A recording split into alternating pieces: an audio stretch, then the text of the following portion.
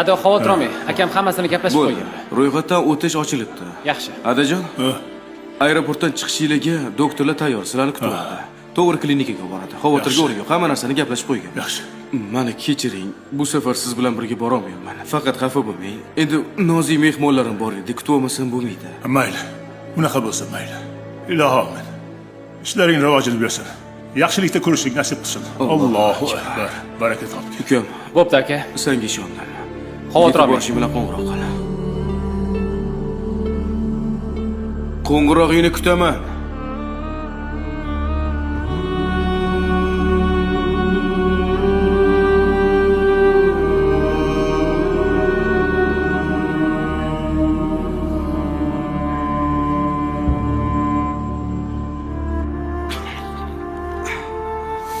Ha, kuzatib yordingmi?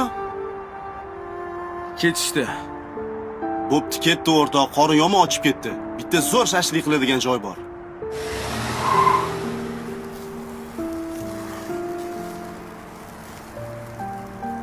O yemaysanmi, sovib qoldi? Ol yesa yeverishda ham yo'q. Yemaysan? Yo'q. Faqat mana dumbasini bor-ku, o'zing yega. Men yomayman. Ey, bu dumbani piyozga qo'shib